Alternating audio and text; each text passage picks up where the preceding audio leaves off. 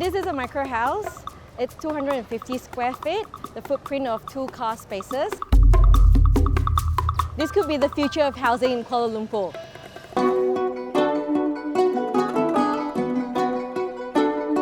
"54,000 people work in downtown Kuala Lumpur, but less than 5,000 people actually live there, which explains the traffic.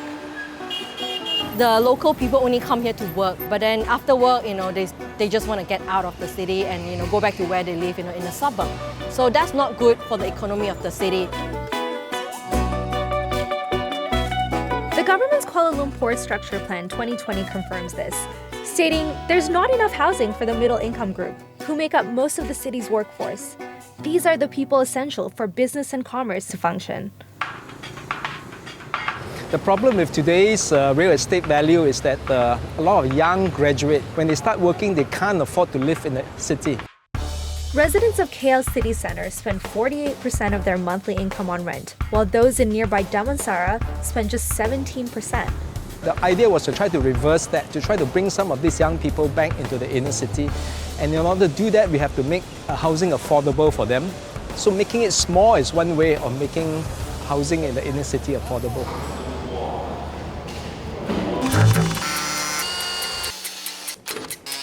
Architecture firm Teta Huawei Atelier has spent just 3 weeks and 100,000 ringgit constructing this micro house that'll be on display at the World Urban Forum. Okay, today is Saturday and we have another 2 days before the delivery to the site. So what they are doing today is actually, you can see they are actually putting up the roof. The size of the house is 5 meters by 5 meters. In fact, we are actually using two plots of car parks. Now, the reason why we are using this dimension is because of, with the hope that in the future, cars become not really a necessity because of the Ubers and Grab cars. So we might get plenty of car parks in Kuala Lumpur. So when we put a lot of micro houses together, it will become like a village. And it's not just car parks that could be repurposed.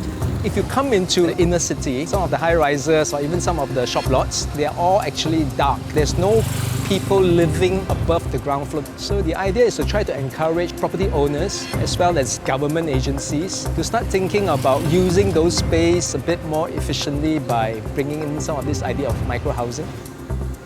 Since 1984, residential land in downtown KL has shrunk by almost 75%. Reclaiming commercial buildings would help to reverse this trend.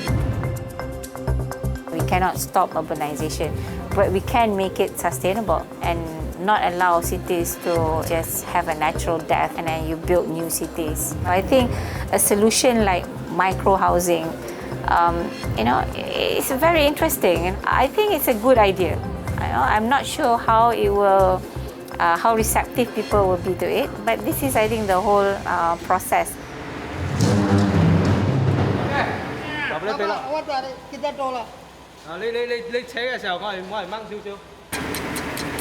To gauge public opinion, the finished prototype is being transported to Medan Pasar, where it will be part of the World Urban Forum's Urban Village.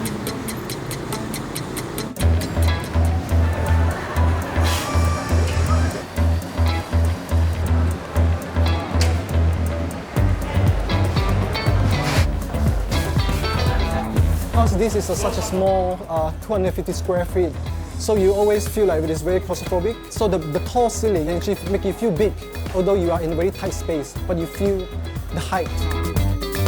This is a kind of small but standard kitchens. You have a sink and a stove. After this wall, there's a bathroom and there's a staircase coming up to the first floor. Because we are dealing with a very tight space and we do not have much space for a staircase and a storage area. So we decided to put these two things together.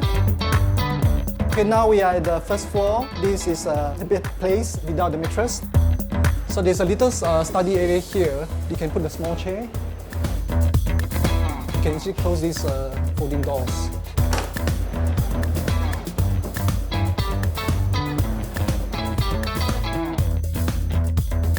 We are talking about a bigger urban life. It's not a single house, but a bigger urban life that we can actually encourage people to actually participate. The ideal residence is actually for young bachelors who want to stay in the city, to contribute to the city, to interact with other people, to make this city a more livable place.